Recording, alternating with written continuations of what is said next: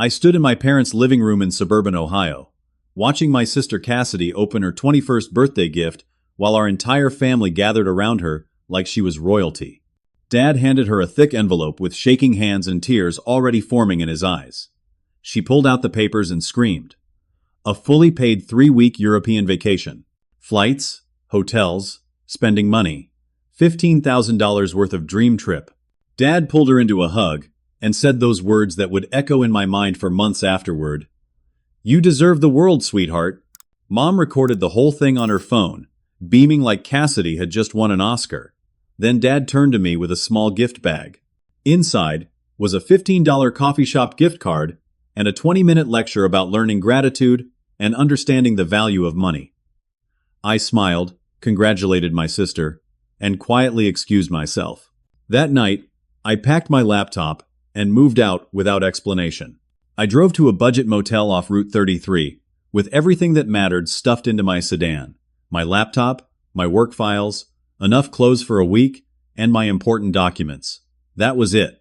I checked into a room that smelled faintly of cleaning chemicals and stale coffee, set up my laptop on the desk, and worked through the night on client projects like it was any other Tuesday. The thing is, this birthday disaster wasn't surprising. It was just the final crack in a foundation that had been crumbling for years. I'm Hilton, 28 years old, and I've been the invisible child for as long as I can remember.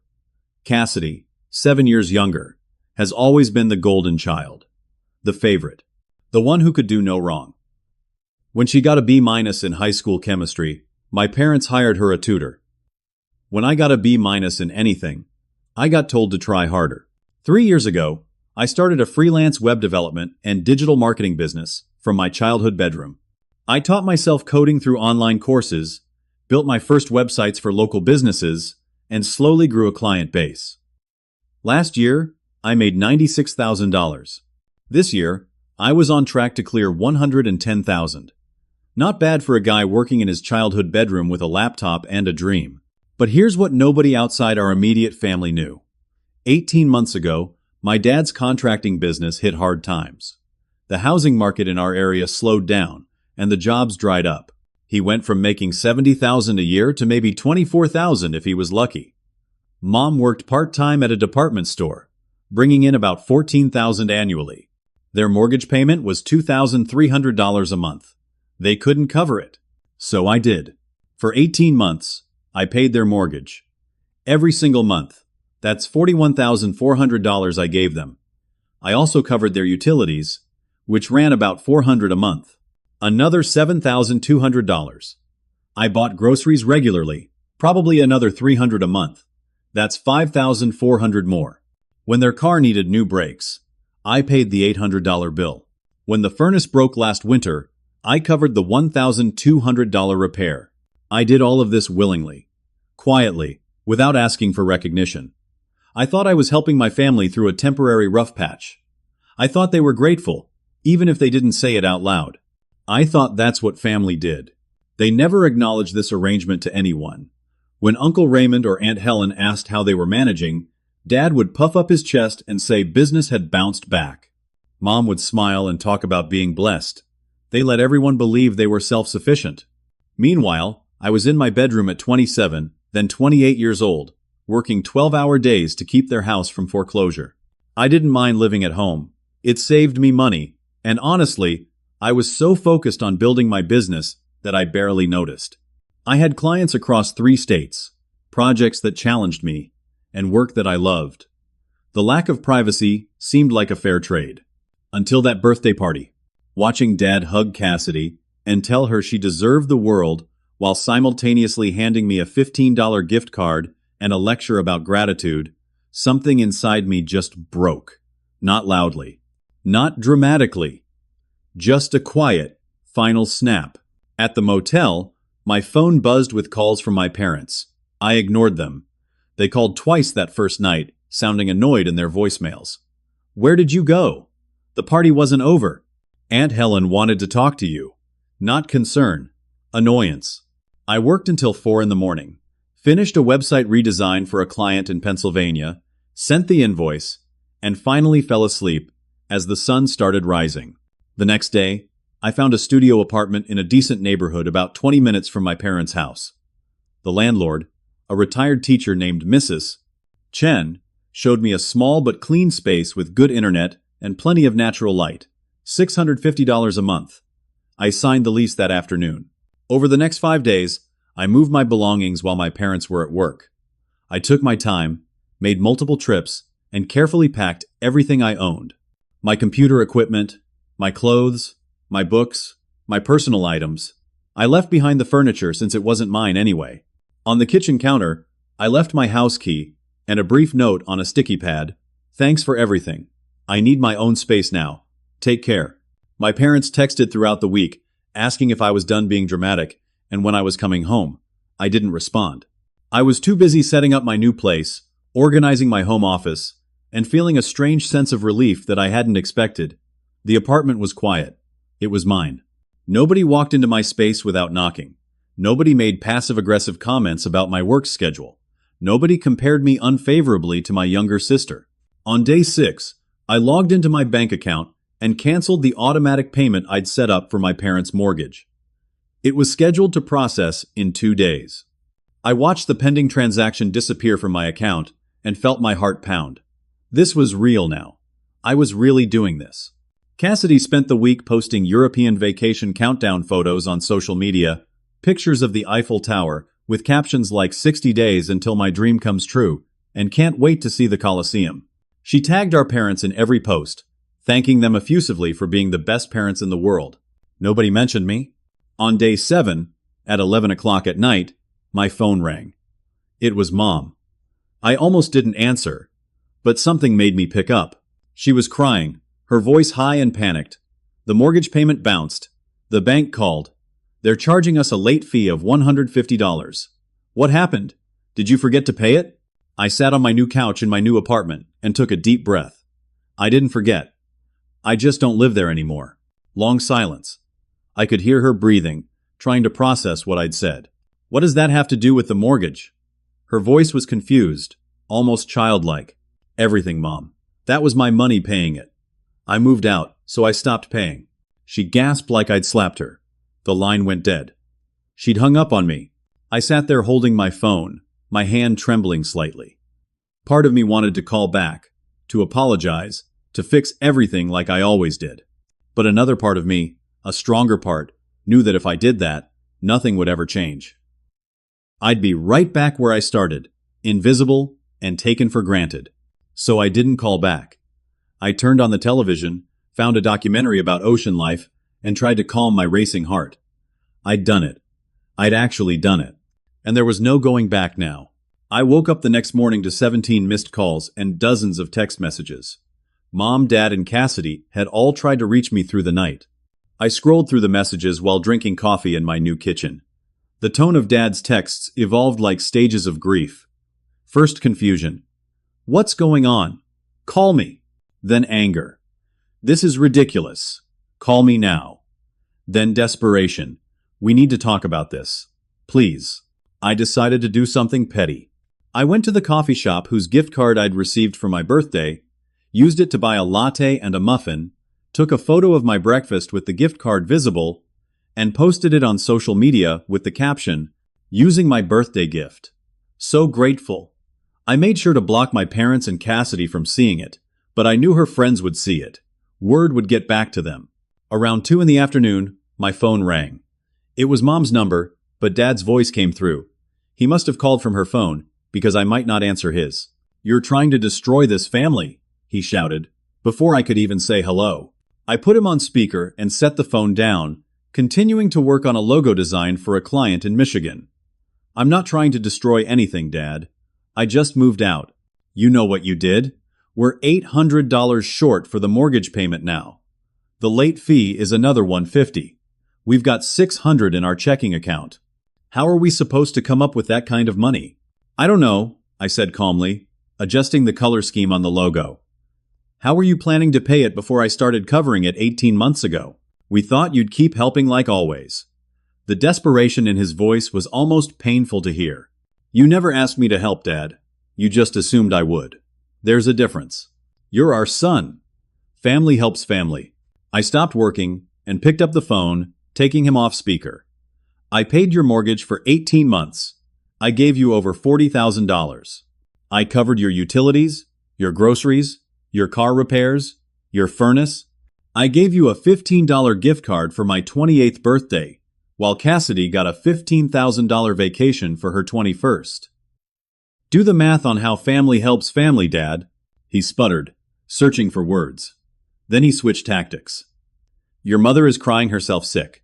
You're killing her with this stunt. Is that what you want? My resolve wavered for just a moment. The guilt was powerful, decades deep. But I pushed through it. What I want is to be treated like I matter. What I want is for my contributions to be acknowledged instead of taken for granted. What I want is to not be invisible in my own family. You've never been invisible. We always appreciated you. We just didn't say it. Then say it now, Dad. Say thank you for the $40,000. Say you appreciate what I did. Say something that makes me feel like more than a walking ATM. Silence stretched between us. 5 seconds. 10. 15. He couldn't do it. He literally could not form the words. I need time to think, I said finally. I have to go. I hung up before he could respond. The next 2 days were brutal. I buried myself in work, taking on extra projects to keep my mind occupied. A website for a bakery in Columbus. A social media strategy for a fitness studio in Cleveland. A logo redesign for a startup in Cincinnati. I worked 16-hour days and fell into bed exhausted. On day 10, I heard knocking at my apartment door at 8 in the morning. I looked through the peephole and saw my parents standing in the hallway. Mom looked exhausted, her eyes red and puffy. Dad looked angry, his jaw clenched tight. I opened the door, but didn't invite them in. We need to talk, Dad said. So talk. Mom tried first, her voice pleading. Honey, we raised you better than this. Walking out on your family, leaving us in a bind. What will the relatives think? I don't care what the relatives think, Mom. Maybe you should tell them the truth about who's been paying your bills. Dad stepped forward. You're being selfish and childish. This is about one birthday present? Grow up. It's not about one birthday present, I said, my voice steady. It's about years of being treated like I don't matter. It's about working 12-hour days to keep your house from foreclosure, while you plan European vacations for my sister. It's about never hearing thank you, never hearing that you're proud of me, never hearing anything except criticism and expectations. We always appreciated you, Mom insisted. We just didn't say it out loud. You're so independent, so capable. You didn't seem to need the kind of attention Cassidy needs. Everyone needs to feel valued, Mom. Even capable people. Especially capable people. Because we're the ones everyone takes for granted. Dad's face reddened. You'll regret this. When we lose the house, when your mother has a breakdown, when this family falls apart, it'll be on you. No, Dad. It'll be on you. You're the one who spent money you didn't have. You're the one who took my help for granted. You're the one who chose to give Cassidy a $15,000 trip while giving me a lecture about gratitude. You made these choices. I'm just choosing not to enable them anymore. They stood there for another moment, clearly expecting me to cave. When I didn't, Mom started crying again. Dad put his arm around her and guided her back toward the elevator. I closed the door and leaned against it, my heart racing. I'd done it again. I'd held firm. But it didn't feel like victory. It felt like standing in the ruins of something that used to matter. 2 days later, on day 12, I heard a soft knock at my door around 9 at night. I checked the peephole and saw Cassidy standing alone in the hallway. She wasn't crying or yelling. She just looked scared. I opened the door. Can I come in? She asked quietly. I stepped aside and let her enter. She looked around my small apartment, taking in my minimal furniture and my work setup. Dad borrowed money from Uncle Raymond for my trip, she said without preamble. I just found out. I felt my stomach drop. Uncle Raymond was Dad's older brother, a successful real estate investor who'd made millions flipping properties and building rental portfolios. He was also notoriously harsh about debts, known throughout the family for being ruthless in business. How much? I asked. $8,000. Dad promised to pay him back in 6 months using business profits from his contracting work. She looked at me with genuine fear in her eyes. But the business is barely surviving, Hilton. There are no profits. The loan is due in 4 months now. If they miss another mortgage payment, they'll lose the house. If they can't repay Uncle Raymond, he'll make Dad's life hell. He's done it to other family members who owed him money. I sat down on my couch, processing this information. The situation was worse than I'd thought. Cassidy sat next to me. "I'm sorry," she said, and for the first time, she sounded like she meant it. "The birthday thing was really messed up. I didn't know you were paying their bills. I didn't know any of this. I just thought Dad's business was doing okay, and they wanted to celebrate my 21st in a big way." "They never told you?" She shook her head. "They never told me anything about their money problems. I had no idea." We sat in silence for a moment. Then she asked the question I'd been dreading. "Will you help them? Please?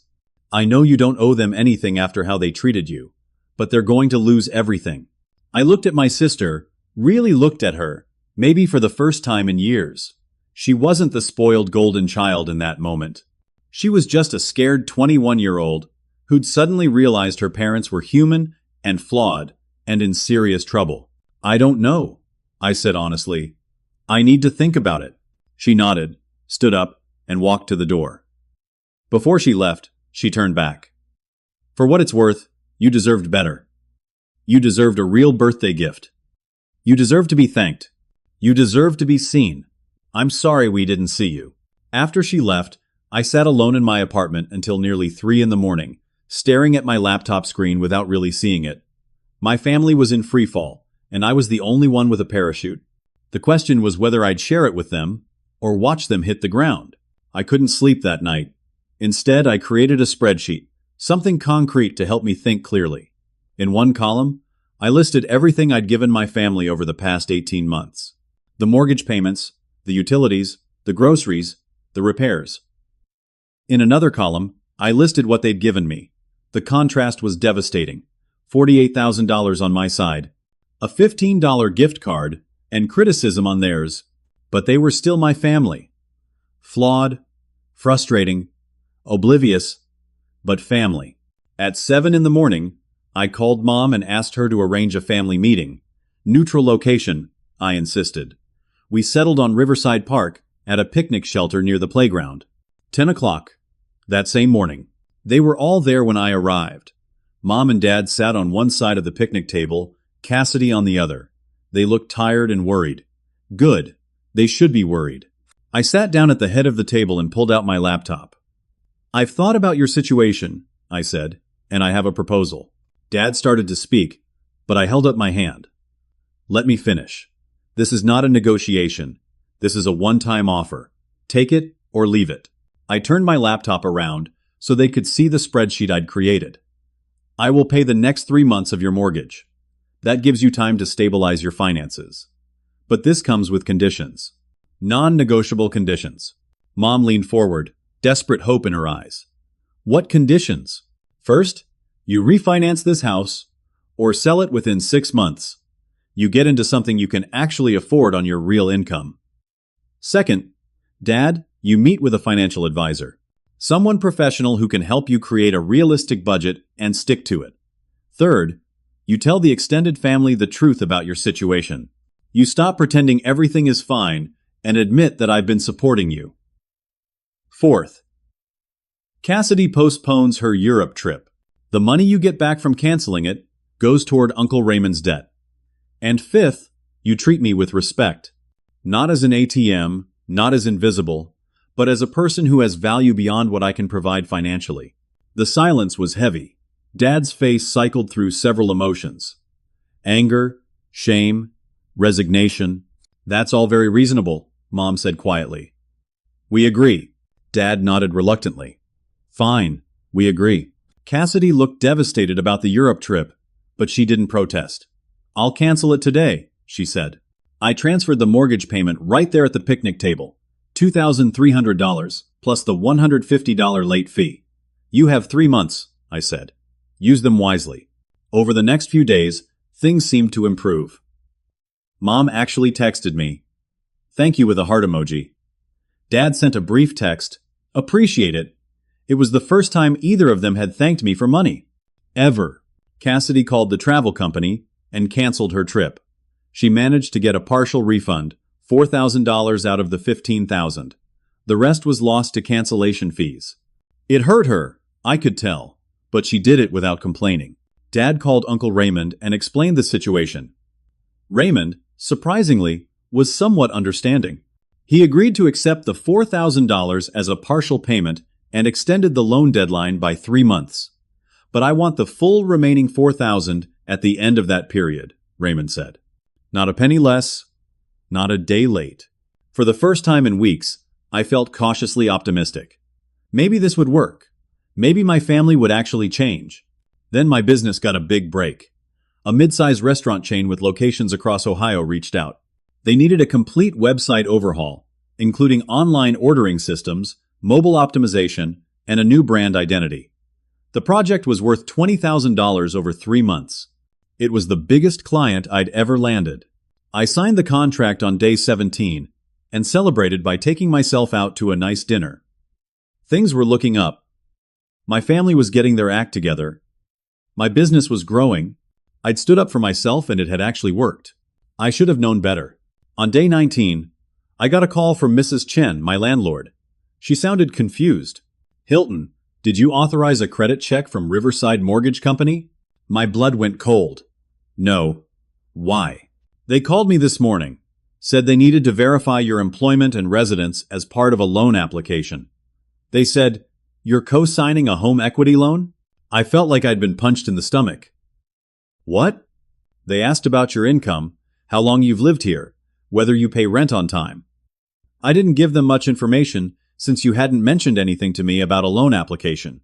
I thanked her and immediately called Riverside Mortgage Company. I pretended to be following up on my application. The loan officer was cheerful and helpful. "Yes, Mr. Hilton, your application for a home equity line of credit is moving right along. We just need a few more documents from you.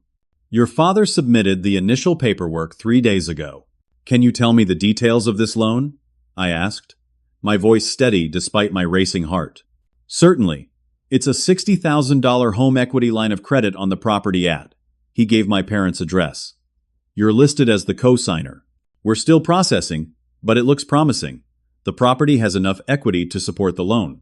"And when was this application submitted?" "Let me check. 3 days ago, on the 16th. Your father came in with all the paperwork. We have both signatures on file." Both signatures. My father had forged my signature on a $60,000 loan application. I thanked the loan officer and hung up. Then I sat very still in my apartment, trying to process what I'd just learned. My father had committed fraud, using my name, my credit, my signature. I drove to my parents' house. It was 2 in the afternoon. Mom's car was gone, but Dad's truck was in the driveway. I didn't knock. I used the key I still had on my keychain from before I moved out. Dad was in the living room, watching television. He looked up when I walked in, and the guilt on his face told me everything I needed to know. "Riverside Mortgage called my landlord," I said quietly. He stood up, hands raised defensively. "Let me explain. You forged my signature on a loan application. We need money," he burst out. "Not just for Raymond, but for everything. We have credit card debt you don't even know about. $23,000 across 5 cards. The Europe trip for Cassidy? I put that on credit cards, not a payment plan. We're drowning, Hilton. I thought if we could get this equity loan, we could pay everything off and start fresh. By committing fraud. I was going to tell you after it was approved. I just needed you as a co-signer so we could qualify. You don't get to use my credit, my signature, my identity, without my permission." "That's not just wrong, Dad. It's a crime." He looked panicked now. "You wouldn't have agreed if I'd asked. That's not the point. You don't get to make that choice for me." The front door opened, and Mom walked in carrying grocery bags. She saw us, saw the tension, and her face fell. "He knows," Dad said. Mom set down the groceries. "We were desperate," she said quietly. "We didn't know what else to do. You could have asked me for help honestly. You could have told me the truth about your debts. You could have done literally anything except commit fraud using my identity. Please don't report this," Dad begged. "If you report it, I could go to jail. The bank will prosecute. Our family will be destroyed. I looked at both of them. These people who'd raised me, who were supposed to protect me, who'd just proven they'd throw me under a bus to save themselves. I need to think, I said. Don't contact me. Don't call, don't text, don't show up at my apartment. Give me space to figure out what to do. I left before either of them could respond. In my car, I sat gripping the steering wheel so hard my knuckles turned white. I'd tried to help them. I'd set boundaries, offered support with conditions, given them a path forward, and they'd responded by committing fraud in my name. The out of the frying pan into the fire feeling was overwhelming. I'd thought leaving would make things better. Instead, everything had gotten exponentially worse. I didn't sleep for 2 days. I researched fraud laws, read horror stories about identity theft, and tried to figure out what to do. On day 21, I made the hardest decision of my life. I called Riverside Mortgage Company and reported the fraudulent application. I did not authorize this loan application. I did not sign any documents. Someone forged my signature. They launched an internal investigation immediately. They also informed me that they were required to report suspected fraud to law enforcement. I'd essentially set in motion a chain of events I couldn't stop. That same afternoon, I went to the police station and filed a formal report.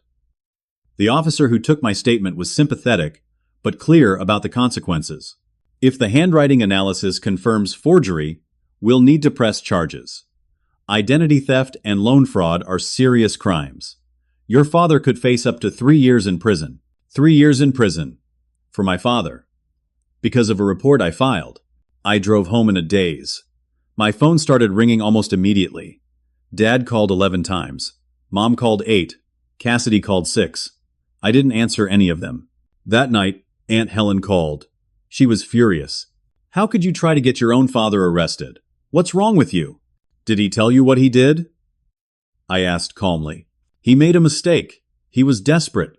You don't send family to prison over money. He committed fraud using my identity, Aunt Helen. He could have destroyed my credit, my business, my future. This isn't about money. It's about him committing a crime. You've always been cold, she said. Always so focused on yourself. Your poor parents are beside themselves. She hung up on me. Over the next few days, I received similar calls from other relatives. Word had spread through the family, but the story they'd heard was different from the truth. According to their version, I was having some kind of breakdown and making false accusations against my father. I was being vindictive. I was trying to punish them for the birthday gift incident. Nobody asked for my side of the story. On day 24, a detective was assigned to the case.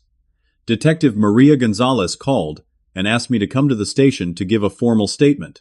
I brought all my documentation, emails, bank statements, the loan application the mortgage company had sent me, everything. Detective Gonzalez was professional and thorough. We'll have our forensic document examiner analyze the signature. It usually takes about a week. If it's confirmed as forgery, we'll move forward with charges. What if I wanted to drop the case? I asked. Too late for that, she said gently. Once fraud of this magnitude is reported and confirmed, the state pursues it. You can choose not to cooperate as a witness, but that could complicate things for you if there are questions about your involvement. I was trapped. If I backed out now, I might look suspicious. If I continued, my father would face criminal charges. A week later, the handwriting analysis came back. The signature on the loan documents was definitively not mine. The analysis showed clear differences in pressure points, letter formation, and flow. My father had forged it, and now there was scientific proof. Detective Gonzalez called me with the results. We'll be issuing a warrant for your father's arrest. He'll be charged with identity theft and loan fraud. You should prepare yourself and your family. That same day, my parents' lawyer called me. I didn't even know they'd hired a lawyer. His name was Richard Walsh, and his tone was aggressive. My clients are prepared to file a civil suit against you for financial elder abuse and intentional infliction of emotional distress. You manipulated them into financial dependence and then abandoned them in their time of need. Your clients committed fraud using my identity, I replied. They made a desperate mistake. You're destroying your family over a misunderstanding. It's not a misunderstanding, it's a crime. If you don't drop this, you'll regret it. The lawsuit will be expensive. It will be public. It will drag your name through the mud. I can't drop it even if I wanted to. The state is prosecuting, then refuse to cooperate as a witness. And look like I was involved in the fraud myself? No thanks. He hung up, after warning me that I'd made a powerful enemy.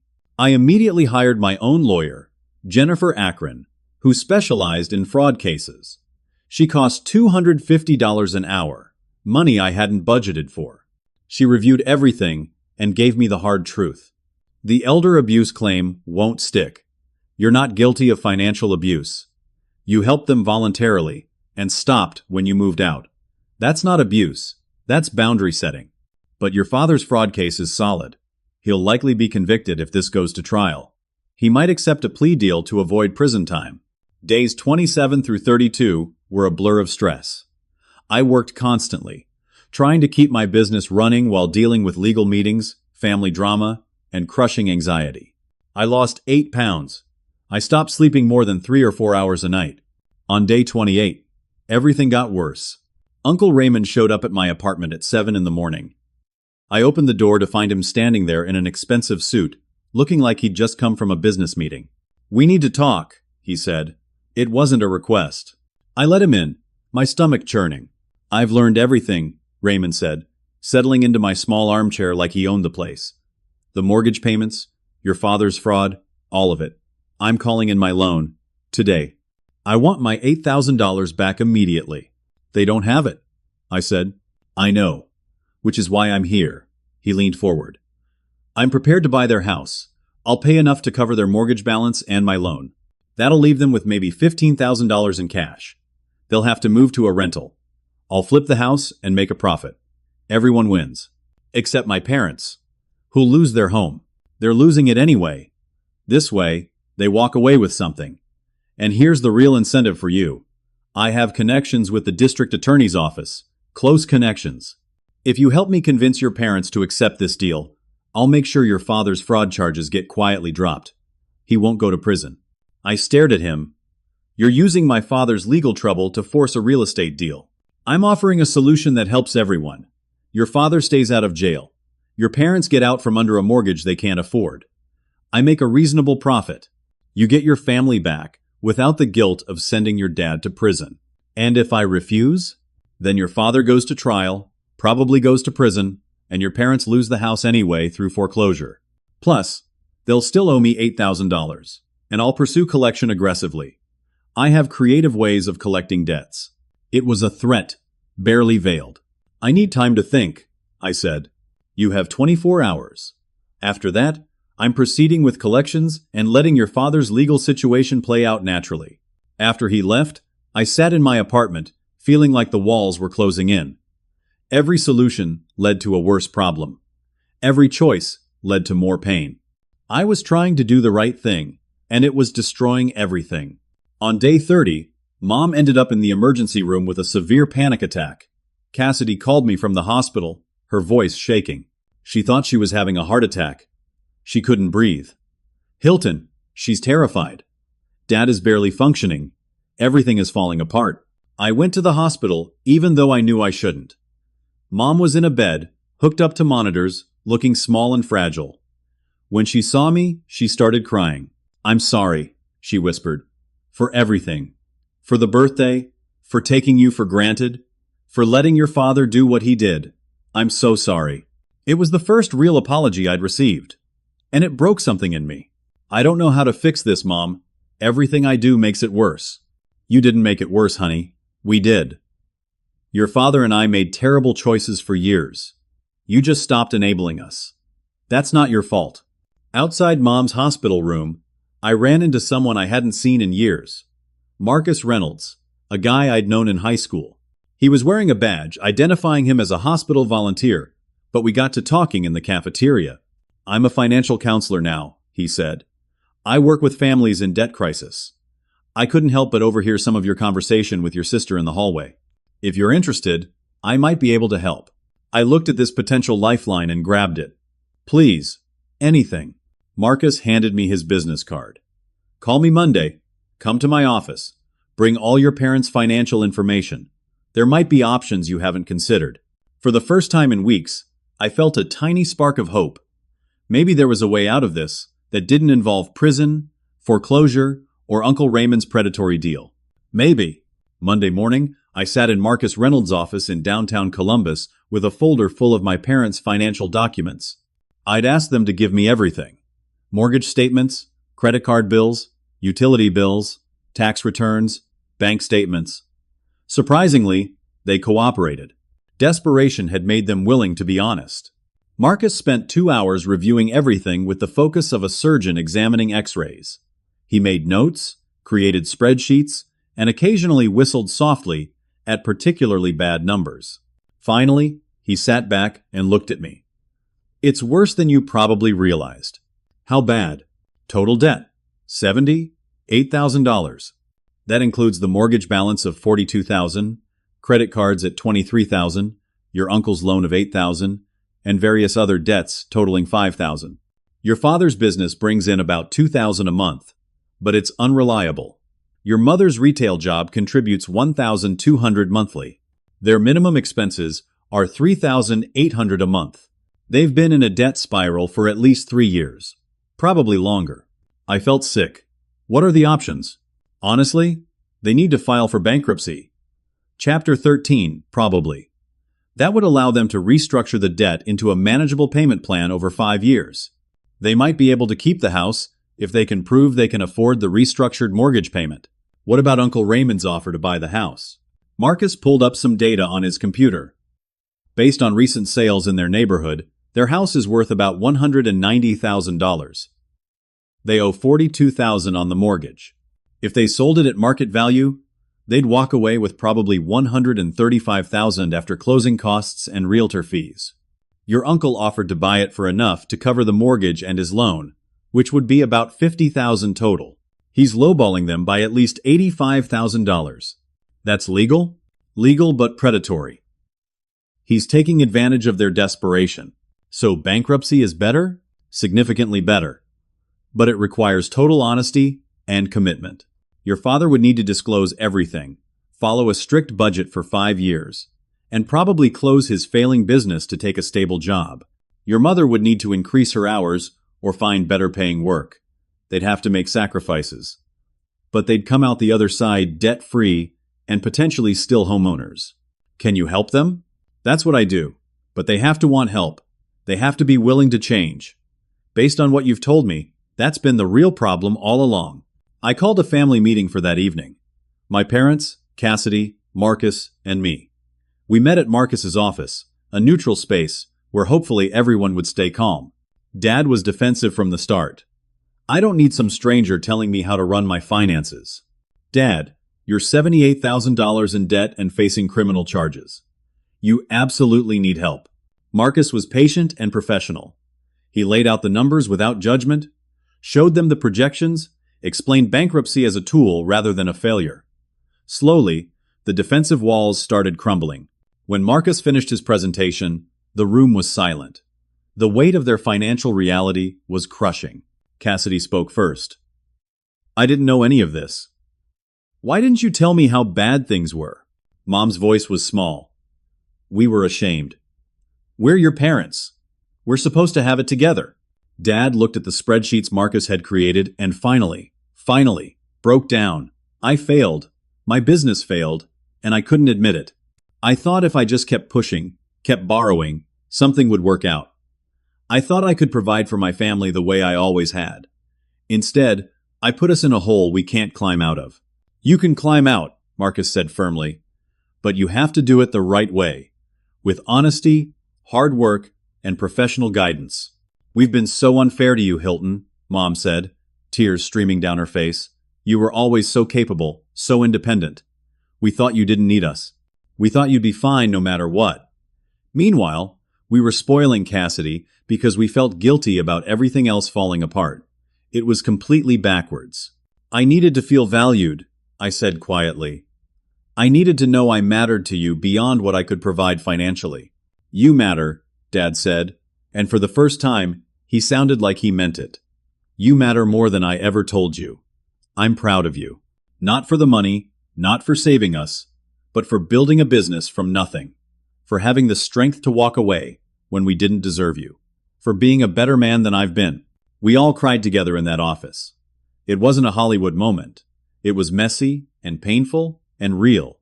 But it was also the first honest conversation we'd had as a family in years. Marcus gave us the framework for moving forward. File for bankruptcy within 30 days. Dad would close his business and find stable employment. Mom would look for full-time work. They'd attend financial counseling sessions weekly. They'd follow a strict budget. In exchange, most of their debt would be restructured or discharged, and they'd have a real chance at financial stability. My parents agreed to everything. They signed papers authorizing Marcus to work on their behalf. We left that office after 9 at night, exhausted but cautiously hopeful. 3 days later, everything fell apart again. Uncle Raymond heard about the bankruptcy plan. He was furious. He showed up at my apartment looking like he wanted to hit someone. "You blocked my deal? I could have made $35,000 on that flip, and you convinced them to file bankruptcy instead? That puts my loan at risk. I might not get paid at all." "They're your family," I said. "Your brother. You were trying to exploit them. I was offering them a way out. You were trying to profit from their pain." His face went red. "You'll regret this, Hilton. I promise you that." I closed the door on him, but I knew the threat was real. 2 days later, my biggest client, the restaurant chain worth $20,000, suddenly canceled our contract. The owner called me personally, sounding uncomfortable. "We're going in a different direction. We've decided to use an in-house solution instead." Can I ask why? The project was going really well. It's just a business decision. But I knew. I called the restaurant owner's assistant, someone I'd built a rapport with during the project. She was honest with me off the record. Someone called Mr. Peterson and told him you were unstable, that you were having family problems and might not be able to complete the project. Mr. Peterson knows your Uncle Raymond from the Chamber of Commerce. When Raymond vouched for the story, Mr. Peterson got nervous and pulled the plug. Uncle Raymond had sabotaged my business out of spite. I lost $20,000 of income I'd been counting on. My savings, already depleted from lawyer fees and helping my family, took another hit. I had maybe $4,000 left in my emergency fund. I took on every small project I could find. Logo designs for $150. Website updates for $300. Social media consulting for $250. I worked 18-hour days, 7 days a week. I was exhausted, stressed, and starting to wonder if I'd made a terrible mistake by standing up to my family and my uncle. On day 45, I was working at 3 in the morning when everything went dark. Not just my apartment, but my consciousness. I'd collapsed at my desk from sheer exhaustion. I woke up hours later, my body aching, my head pounding. I'd pushed myself too hard. I was running on fumes. I checked my email and found a message from an unknown sender. The subject line read, "You need to see this." Inside were documents. Legal documents, financial records, and transcripts. Evidence that Uncle Raymond had done this before. He'd manipulated at least 3 other families in the area over the past 10 years, using the same pattern. Find families in financial distress, offer help that was really exploitation, profit from their desperation, and destroy anyone who opposed him. The sender was Raymond's ex-wife, Patricia. Her note was brief. "He destroyed our marriage with his greed. He's destroyed other families since. You're the first person who's fought back. I have evidence of bribery, fraud, and intimidation. If you're willing to go public, I'll help you. But you need to be prepared for war. Raymond doesn't lose gracefully." I stared at the documents for a long time. This was my chance to stop him, to protect not just my family, but others. But it would require exposing everything publicly, going up against a man with money and connections. I thought about the past 6 weeks. The birthday party, moving out, the mortgage revelation, the fraud, the legal threats, Uncle Raymond's manipulation. Every time I thought things couldn't get worse, they did. But maybe, just maybe, this was the bottom. Maybe the only way out was through. I replied to Patricia. "I'm in. Tell me what you need." Over the next 4 days, I barely slept. Patricia sent me more documents. Contracts Raymond had used with other families, recordings of threatening phone calls he'd made, financial records showing bribes to a city councilman who'd been feeding him information about families facing foreclosure. It was a systematic operation. Raymond would learn about families in distress, approach them as a caring family member or concerned citizen, offer help that trapped them further, and then profit from their collapse. I contacted the 3 families Patricia had mentioned. 2 were terrified to talk. The memory of what Raymond had done to them was still too fresh, the fear too deep. But 1 family agreed to help. The Pattersons had lost their home 5 years ago. Raymond had bought it for $55,000 when it was worth $140,000. They'd been so desperate to escape their debt that they'd taken his lowball offer. They were still angry, still hurting. Together, we compiled evidence. I organized it into a clear narrative with documentation for every claim. Then I contacted Jenna Hartley, an investigative reporter for the Columbus Tribune known for exposing corruption and white-collar crime. Jenna met me at a coffee shop downtown. She was in her early 40s, sharp-eyed and skeptical. I laid out everything: the documents, the testimony, the pattern of behavior. She took notes, asked pointed questions, and promised nothing. "If this is true, it's a hell of a story," she said. "But Raymond Tyler is well connected in this city. I need this airtight before I publish anything. Give me a week." I gave her everything and waited. Those were the longest days of my life. I kept working, kept hustling for clients, kept watching my bank account shrink. I was down to $3,200 in savings. On day 57, at 2 in the afternoon, 2 police officers knocked on my apartment door. They had a warrant for my arrest. The charges: computer fraud and unauthorized access to private financial information. Someone had reported that I'd hacked into Uncle Raymond's business accounts to steal confidential information. I hadn't. I'd never accessed his accounts. Patricia had sent me documents, but I'd never asked how she got them. I'd assumed she had legal access as his ex-wife. The officers were professional but firm.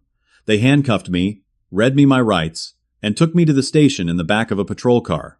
I'd never felt so humiliated, so powerless, so utterly defeated. At the station, they processed me. Fingerprints, mugshot, personal belongings confiscated. They put me in a holding cell with 3 other men. The cell smelled like sweat and disinfectant. I sat on a metal bench and tried not to panic. Jennifer Akron, my lawyer, arrived within 2 hours. She looked furious. "This is retaliation," she said through the bars. "Raymond fabricated evidence to get you arrested before that reporter could publish anything about him. It's obvious. Can you prove it?" "Working on it. But bail is set at $10,000. Do you have it?" I shook my head. "I have $3,000. Family? They don't have anything either." I spent that night in jail. It was one of the worst nights of my life. I kept thinking about how I'd gone from trying to establish healthy boundaries with my family to sitting in a cell facing criminal charges. The escalation was insane. The next morning, Cassidy did something I never expected. She started a crowdfunding campaign on social media titled, "Help My Brother Fight Injustice." She wrote out the entire story: the birthday inequality, my financial support of the family, Dad's fraud, Uncle Raymond's scheme, and my arrest. She included copies of documents, screenshots of evidence, and a passionate plea for help. "My brother stood up for what was right," she wrote. "He's being punished for it by a corrupt system and a vengeful man. Please help us bring him home." She shared it everywhere: Facebook, Twitter, Instagram, local community groups. She asked people to share it, to donate, to spread the word. Within 24 hours, the post had been shared over 2,000 times. The donations started coming in. $10 here, $20 there, sometimes $50 or $100. People from our neighborhood, former clients of mine, strangers who'd been following the story. By the second day, the campaign had raised $12,000. Cassidy bailed me out on day 60. I walked out of that jail into the afternoon sunlight feeling like I'd been gone for weeks instead of 3 days. She was waiting for me with Mom and Dad. They all hugged me, and for once, it felt genuine. "Thank you," I said to Cassidy. "You saved us," she replied. "More than once. It was time someone saved you." While I'd been in jail, Jenna Hartley had been working. She'd verified every document, interviewed sources, and built an airtight case. On day 60, The same day I was bailed out, her article hit the Tribune's website. Local real estate investor accused of exploiting families in crisis. A pattern of predatory behavior. It was devastating for Raymond. The article detailed his schemes, included testimony from multiple families, showed evidence of bribery, and raised serious questions about his business practices. Within hours, it had gone viral locally. The television news picked it up. Radio stations discussed it. Social media exploded with people sharing their own negative experiences with Raymond. The state attorney general's office announced an investigation the next day. The FBI joined the investigation on day 62, when the bribery allegations were confirmed. The city councilman Raymond had been paying resigned immediately, claiming health reasons. Raymond's business accounts were frozen. His properties were placed under scrutiny. His reputation, built over decades, collapsed in 72 hours. But Raymond, cornered and desperate, wasn't done yet. On day 63, at 6 in the morning, I got a call from my father. His voice was shaking. "The house is on fire." I drove there faster than I should have, my heart pounding. Fire trucks were already there, hoses spraying water into my childhood home. Flames were visible through the windows of the living room and kitchen. My parents and Cassidy stood on the lawn in their pajamas, looking shell-shocked. Neighbors had gathered, watching the destruction. The fire department got it under control within an hour. The damage was severe. The entire first floor was destroyed or heavily damaged. Smoke damage throughout the second floor, water damage everywhere. But the structure was salvageable, and most importantly, everyone was safe. My family had been upstairs sleeping when the smoke detectors went off. The fire marshal investigated immediately. He found evidence of arson, accelerant patterns, multiple points of origin, clear signs of intentional fire setting. A neighbor's security camera had caught footage of a car matching Raymond's Mercedes in the area just minutes before the fire started. Raymond was arrested that afternoon. The charges kept adding up. Arson, attempted insurance fraud, witness intimidation, bribery, racketeering. His bail was set at $500,000. The local news covered his arrest extensively. The story had everything: family drama, financial fraud, revenge, arson. It made regional news, then briefly hit the national news cycle. Real estate investor arrested for arson and fraud in family dispute. Uncle Raymond's empire collapsed completely. His properties went into receivership. His business partners fled. His wife filed for divorce. Everything he'd built over 40 years disintegrated in less than a week. But my family's house was badly damaged, and we were all traumatized. The insurance would cover repairs, but it would take months. My parents and Cassidy moved into a extended stay hotel temporarily, paid for by a disaster relief fund from our church. I sat in my apartment that night, processing everything. We'd survived, but barely. The cost had been enormous. Stress, legal fees, damaged relationships, a burned house, my own arrest. But Raymond was stopped. The corruption was exposed. And my family, for the first time in years, was truly together. The weeks following Raymond's arrest were surreal. The community response was overwhelming. A local contractor named Bill Morrison, who'd been scammed by Raymond 8 years earlier, reached out and offered to repair my parents' house at cost. He just wanted to help the family that had finally stopped Raymond. The crowdfunding campaign Cassidy started kept growing. It eventually raised $18,000, far more than we needed for bail. The extra money went toward my parents' bankruptcy legal fees and helped them cover expenses while they reorganized their finances. Uncle Raymond's assets were seized by the state through civil forfeiture. The judge ordered that victims of his schemes would receive restitution from the sale of his properties. My parents would get back the $8,000 he'd loaned them, plus compensation for the damaged house. The Pattersons, the family who'd lost their home 5 years ago, would receive a settlement of $60,000. The district attorney's office formally dropped the fraud charges against my father. The prosecutor acknowledged that Dad had acted under extreme financial duress and that his cooperation with the investigation into Raymond showed genuine remorse.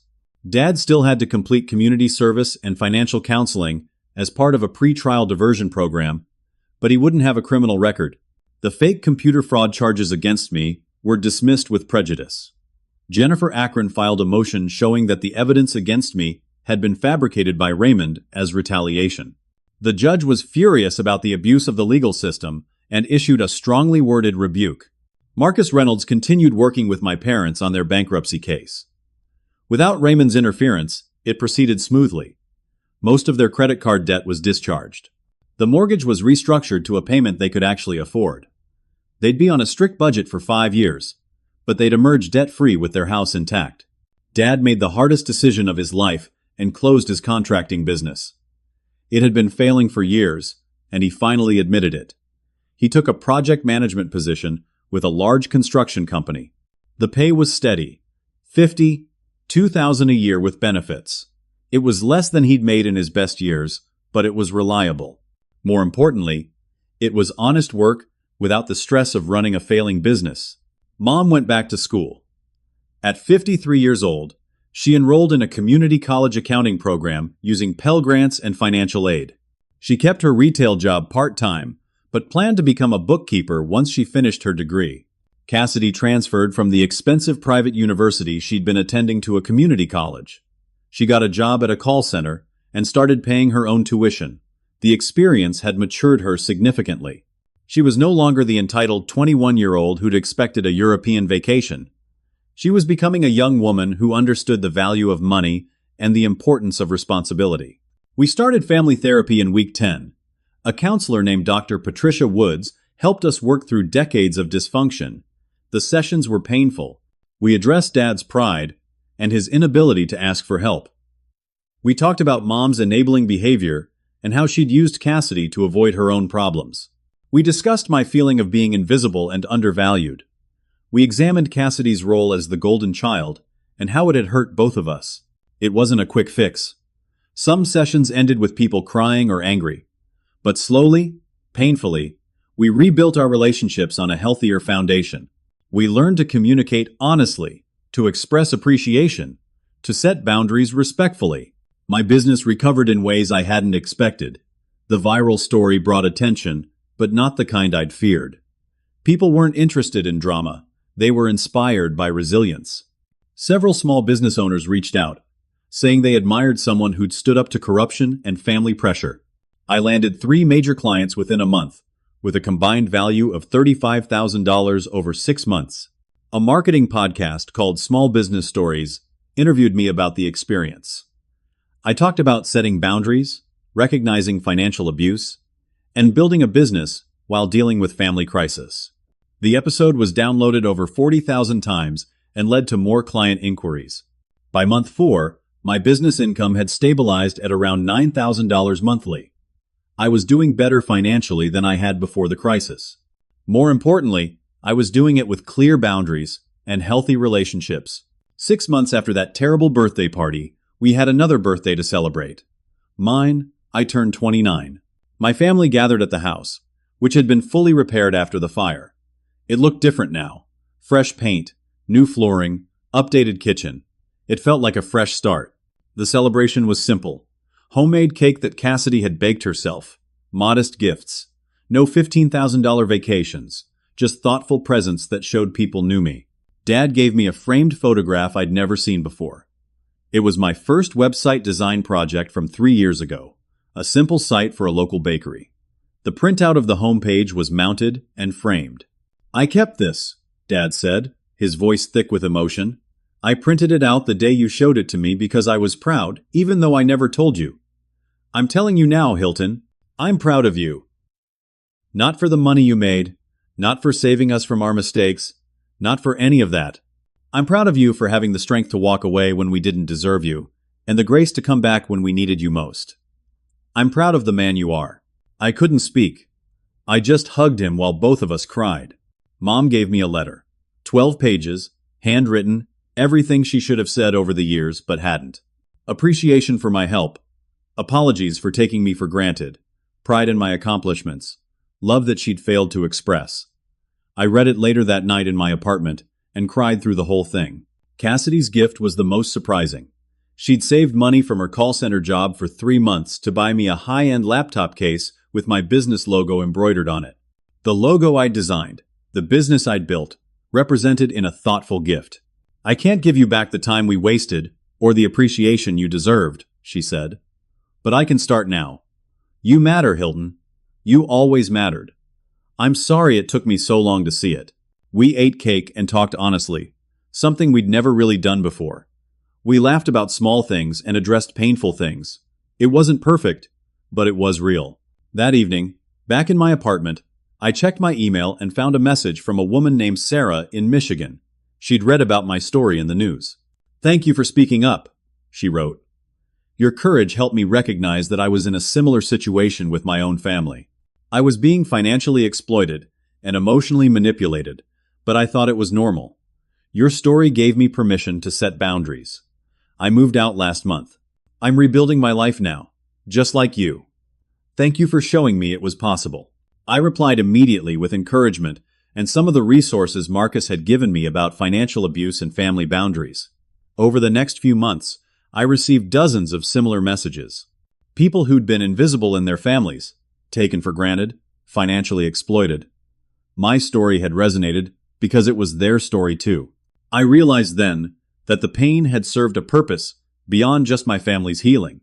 It had created a conversation about family financial dynamics, about the responsibility of caregiving, about the importance of boundaries.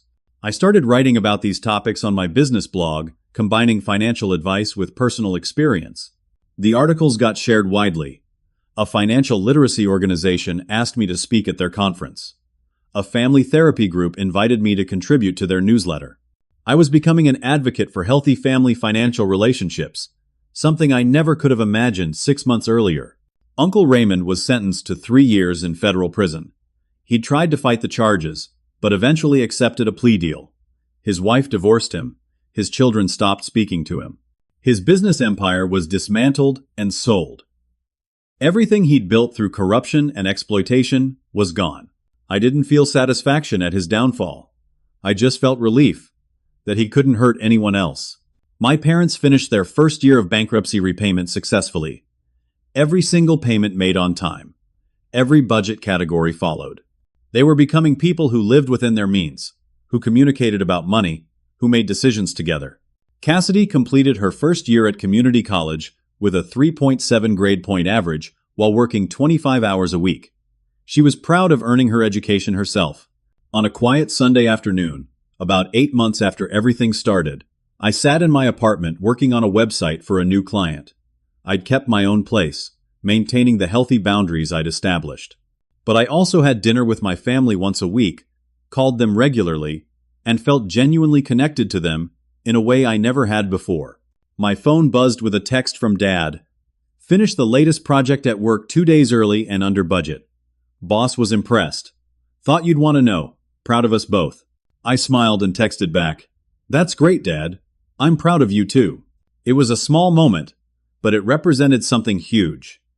Communication, mutual respect, genuine connection, the things I'd always wanted but never had. I looked at the framed photo Dad had given me for my birthday, displayed on my desk. My first web design project, preserved because he'd been proud, even when he couldn't say it. Next to it was a picture from my recent birthday. All of us together, genuinely smiling. Not perfect, but present. Not effortless, but earned. I'd learned that love without respect is just manipulation. That gratitude can't be demanded, only earned.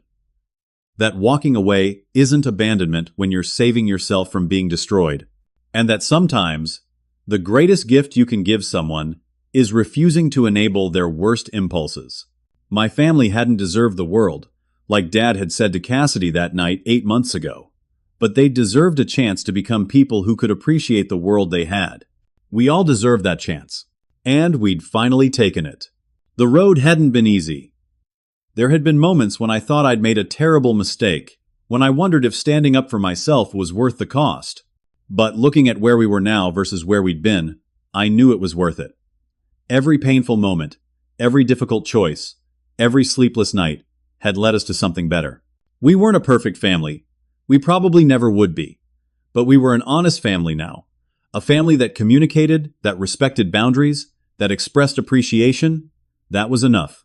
I turned back to my laptop and continued working, content in a way I'd never been before. The crisis had passed. The healing had begun.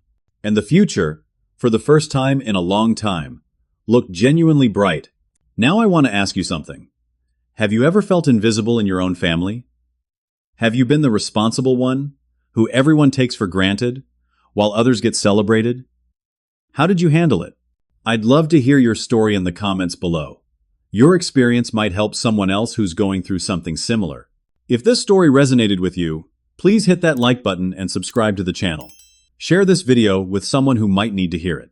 Sometimes people need permission to set boundaries, to walk away from toxic situations, to put themselves first. Maybe your share will be the thing that helps someone find that courage. Thank you for listening to my story. I hope it reminds you that you matter, that your contributions deserve recognition, and that it's never too late to stand up for yourself. Take care of yourselves, set those boundaries, and remember that the people who truly love you will respect them. Until next time.